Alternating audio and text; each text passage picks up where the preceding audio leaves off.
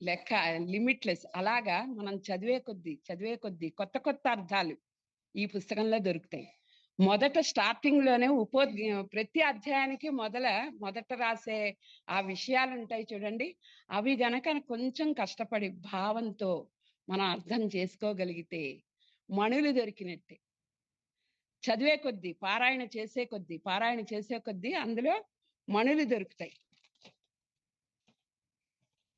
ఇక్కడ పారాయణ అంటే ఒకటి చెప్తాను. ఎంతో మంది బాబా గురించి పారాయణ చేసేస్తారు. మొక్కుకుంటారు, పారాయణ చేసేస్తారు. మాకు తెలిసిన వాళ్ళే పావుగంటలో పారాయణ చేసేసానండి అంటారు. నేను విన్నాను.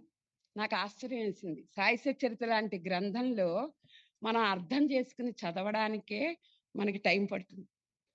అలాంటిది పావుగంటలో పారాయణ గ్రంథం చేసేసామంటే ఆ పని చేసినా ఒకటే, చేయకపోయినా ఒకటే. మాటలు నిష్ఠూరంగా అనిపించచ్చు. కానీ మనం నిజమైన లబ్ధిని పొందాలంటే దాన్ని అర్థం చేసుకోవాలి. ఈరోజు కొంచెం అర్థం అవుతుంది. రేపు బాబా నాకు ఇది అర్థం కాలేదు, నువ్వే చెప్పాలి అనుకుని మళ్ళీ అంత శ్రద్ధగాను మళ్ళీ చదివితే ఇంకాస్త అర్థం. ఇలాగ ఎంతమంది నేను నా కళ్ళతో నేను చూశానండి.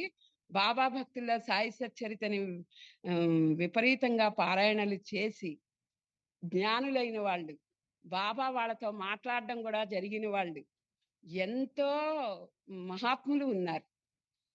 ఎంతో మంది ప్రవచనాలు చెప్పి ఎంతో మంచి మంచి సత్సంగాలు చేసి సాయి భక్తుల్నిగా మార్చిన వాళ్ళు ఉన్నారు. ఇంక ఇందులో తలమానికం ఎక్కిరాల భరద్వాజ. ఆయన కూడా ఇదే మూలం, ఈ గ్రంథమే మూలంగా పెట్టుకుని, అయితే అందరికీ మొదటిలోనే చెప్పాను కదా.